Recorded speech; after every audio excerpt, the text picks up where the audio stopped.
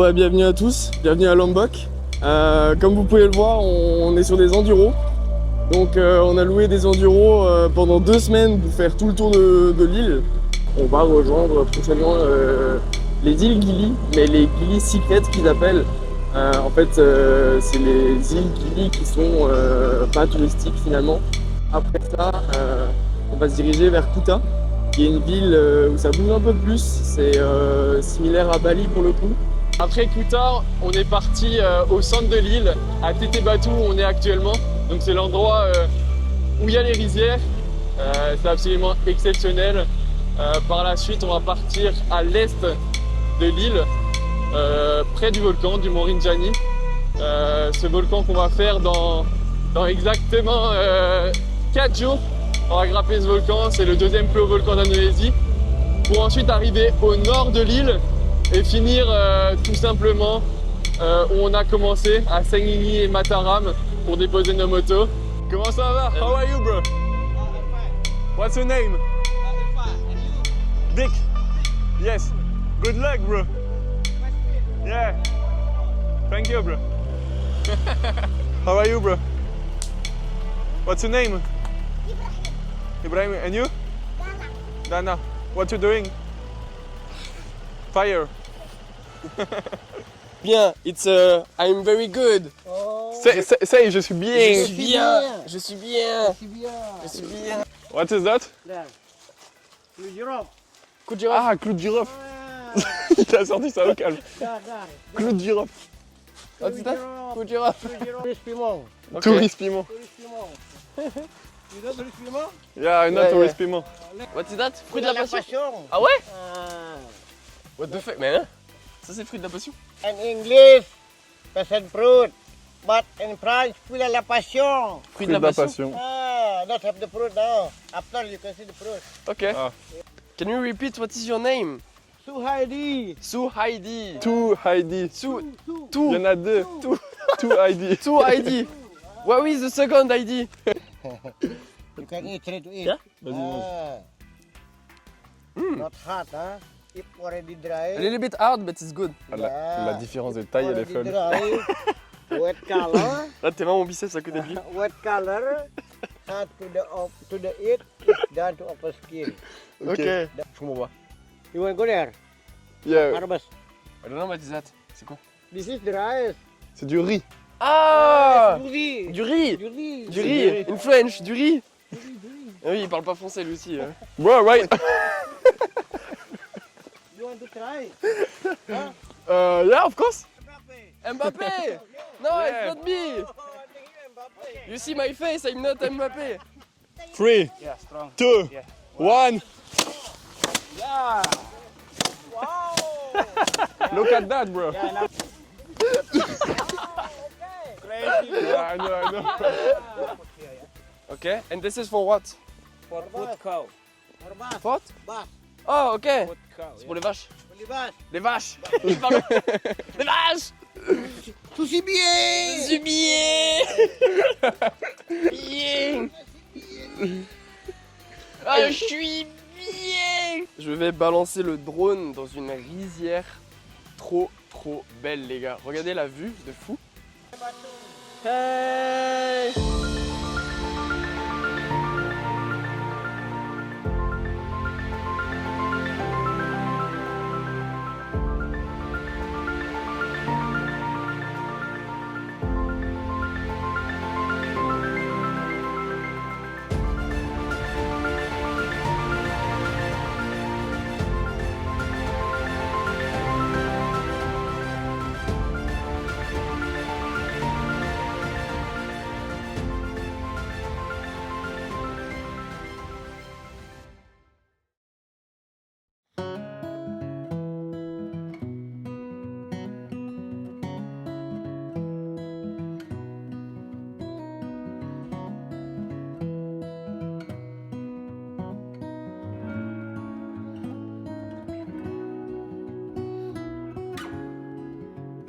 Ah, franchement, ici on est bien. Tu te réveilles, petit saut dans la piscine.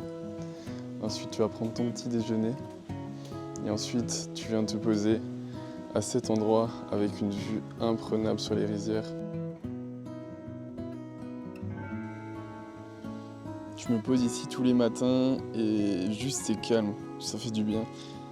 Tu penses à rien ici, tu regardes juste les rizières, tu prends quelques minutes pour méditer et t'es obligé de passer une bonne journée en fait. C'est ce qu'on disait avec Arthur hier, quand on se baladait en plein milieu des rizières. C'est un endroit vraiment où tu arrives à te vider l'esprit. Et c'est rare de trouver des endroits comme ça, vraiment. On se retrouve dans un super beau cadre pour vous parler un petit peu de moi.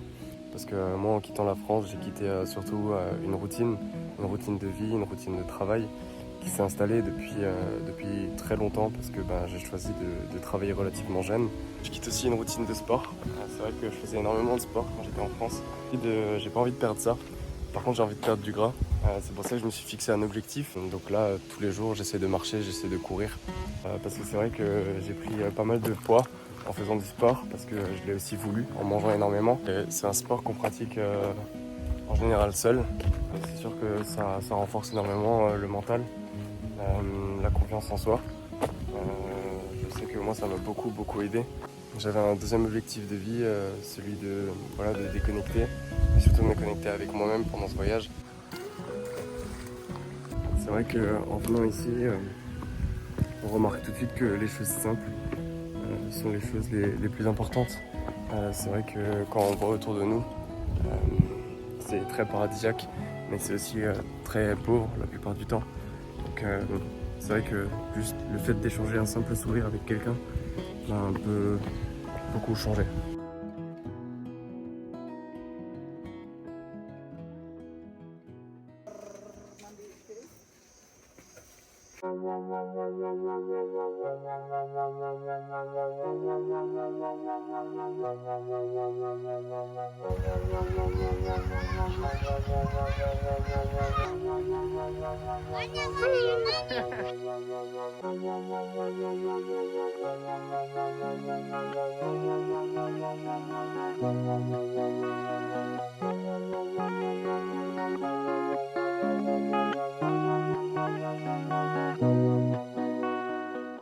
Juste on s'approche pas trop. On y va tranquille ou sinon on court. Il y en a beaucoup. Vas-y, on reste calme, tranquille. On reste calme, comme ça. Mec, zen, on avance, on les regarde pas. Déjà là ils peuvent nous sauter dessus de malade, mec. Ah, le petit il est trop mignon.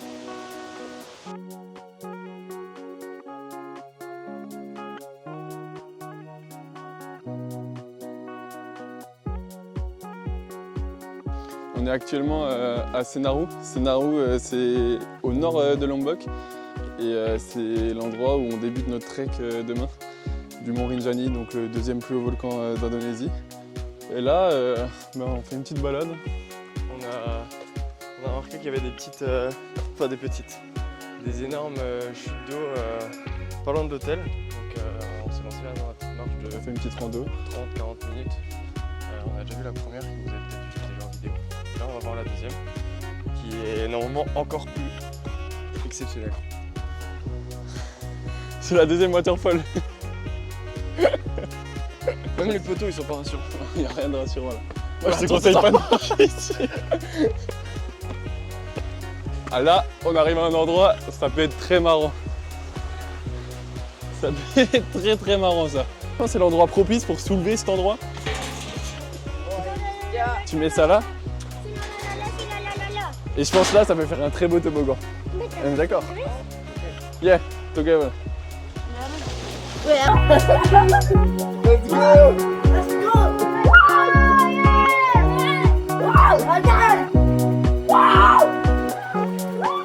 Incroyable. Je kiffe ma vie vraiment.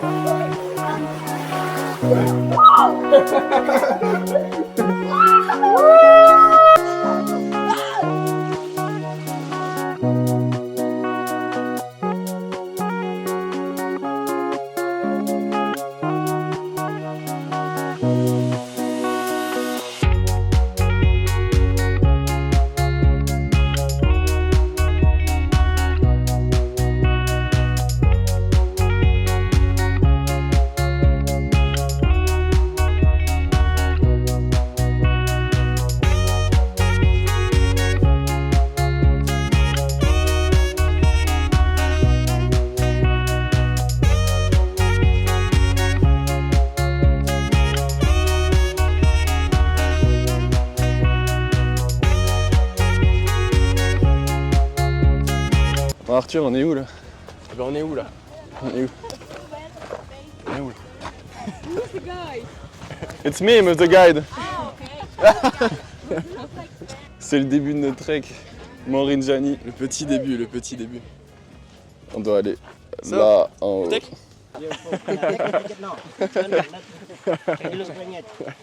Ça c'est en fait c'est le restaurant à emporter.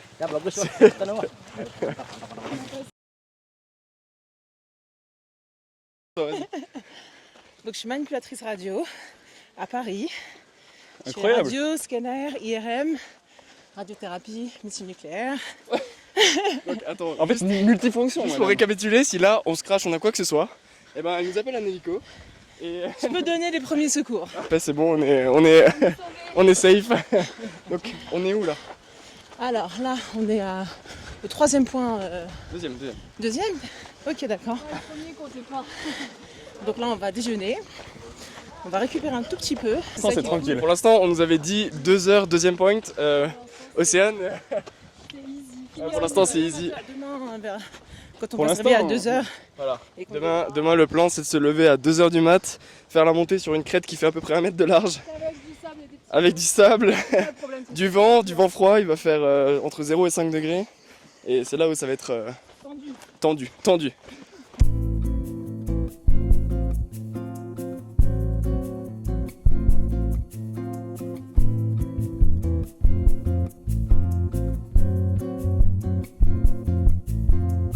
Bienvenue au camp numéro 3.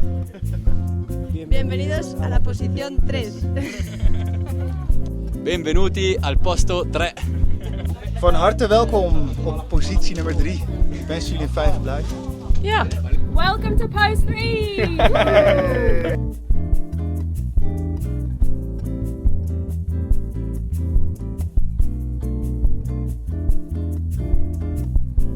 On est arrivé au camp 4. Arthur il est mort là. C'est bon, il est dead. Là ça commence à être dur. J'ai les cuisses en feu. Là-bas on voit le sommet. Ça paraît tellement loin. Mais bon, on peut pas se plaindre. Hein, parce que t'as des mecs en fait qui portent les affaires, les tentes, des gens qui payent en fait pour qu'on leur emmène les affaires tout en haut. Et franchement c'est pas beau à voir du tout. C'est des jeunes, ils ont 17 ans, 18 ans. Ils sont tout fins, ils doivent avoir 45 kilos. Ils montent en claquettes. En vrai ça fait vraiment de la peine parce que tu vois qu'il y en a qui galèrent vraiment. Il y en a ils sont heureux, il y en a ils galèrent vraiment, c'est vraiment dur à voir. Mais bon on lâche pas, on est rempli de cendres. Mais c'est une expérience de ouf en vrai.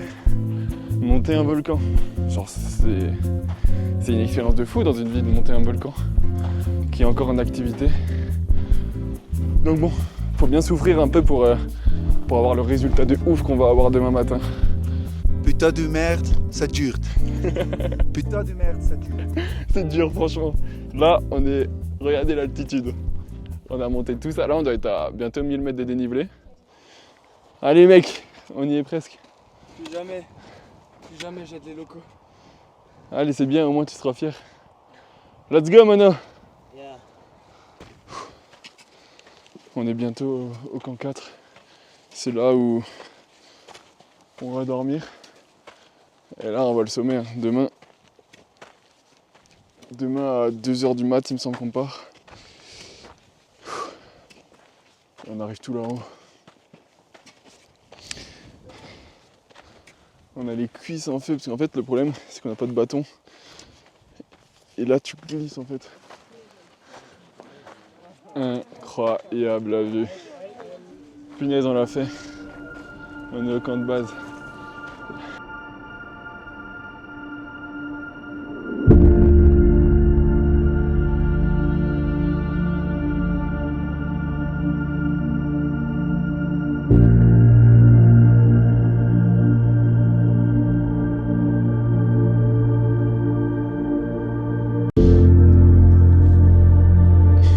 J'en ai carrément les larmes, les émotions elles sont folles en fait. Ça fait depuis que j'ai 13-14 ans que c'est mon rêve de voyager, de tout simplement partir à l'autre bout du monde, de découvrir ce monde dans lequel on vit et ben voilà, je le réalise en fait. Là, regardez les paysages que j'ai.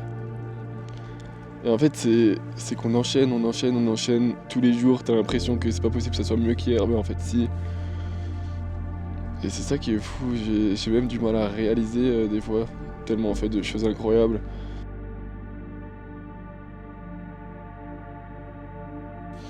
Là, franchement, toutes les émotions, elles se mélangent.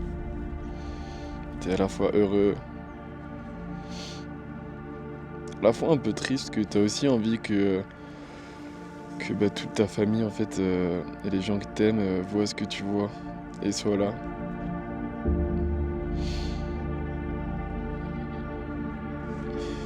Ouais.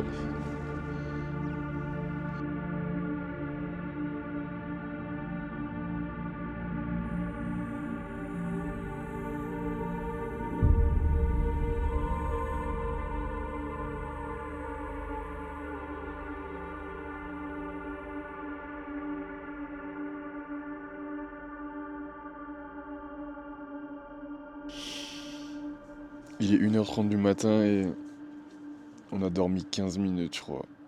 Là, je suis fatigué de ouf. Et on part à 2h. On a 1100 mètres de dénivelé à faire en 3 heures pour arriver au lever du soleil. Nous avons du pain avec un minimum de chocolat. Et après, on nous avait des crackers. Je ne sais même pas si c'est sucré ou salé. Ça, c'est bon, ça va nous donner de la force pour monter, Alors c'est sûr. là, on va être en pleine forme. Hein. En pleine forme, putain.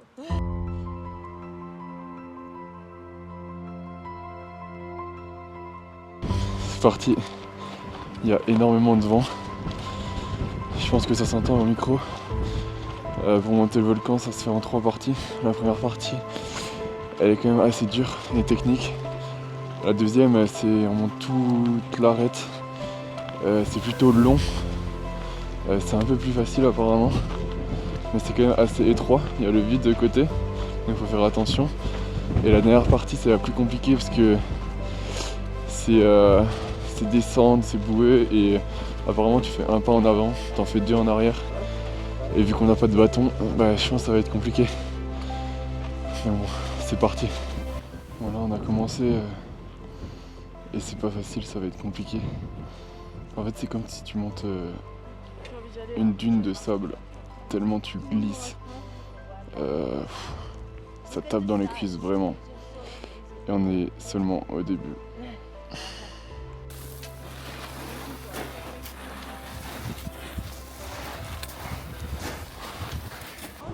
On est arrivé à la première partie. C'était compliqué, franchement, tu glisses de ouf. C'est dur. Et là, on arrive à la deuxième partie. C'est la partie qui devient dangereuse, parce que là, à droite, il y a le vide. À gauche, il y a le vide. Comment ça va, Océane?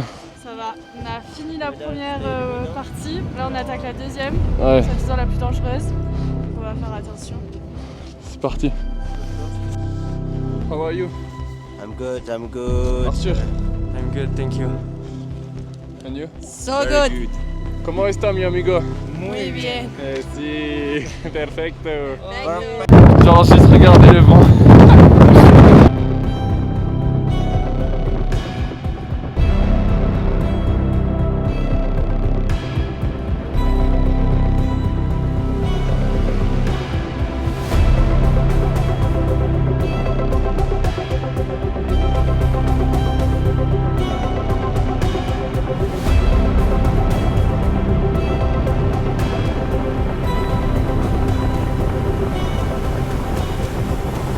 Ce qui s'est passé en fait à ce moment précis de la rando, c'est qu'il y avait beaucoup trop de vent. Et le guide, il nous a dit je m'arrête là, je peux pas continuer, c'est beaucoup trop dangereux.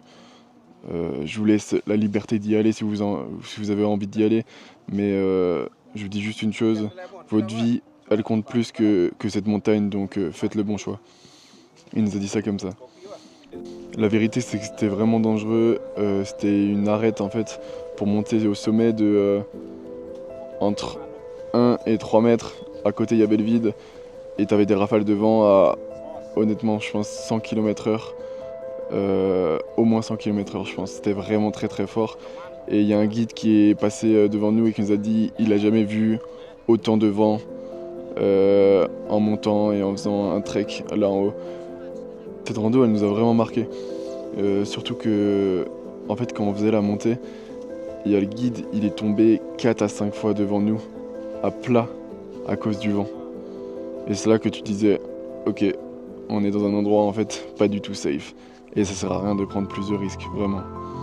Bien évidemment, on avait fait tout ce chemin et en fait t'as envie d'y aller quoi. T'es à 500 mètres du but et on est trois, on s'est motivé à y aller. Et j'ai fait 100 mètres et je me suis dit, putain mais qu'est-ce que je fais en fait? Mon mental il me disait, t'es obligé d'y aller, faut que t'atteignes ce sommet, c'est juste dans la tête. Et en fait, l'intuition elle me disait, mais qu'est-ce que tu fous? Genre c'est beaucoup trop dangereux.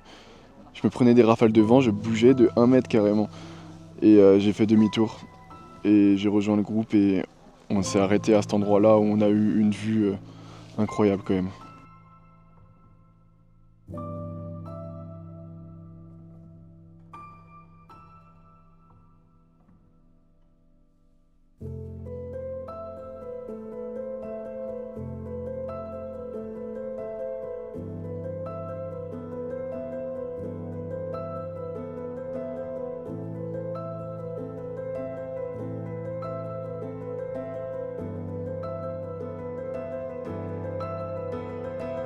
On a le visage rempli de cendres, les mains remplies de cendres. Mais bon. C'est beau, franchement, c'est incroyable. On n'est pas allé en haut, mais bon. La nature, c'est au-dessus de tout. Genre, tu peux pas la contrôler, la nature, elle était avant nous. Tu contrôles pas la nature. Normalement, on n'a rien à faire ici, sur ce volcan. C'est déjà une chance d'être ici, d'être sur un putain de volcan. Donc on prend ce qu'on a à prendre et juste on profite, genre vraiment, je suis choqué de la vue, je suis juste choqué de la vue.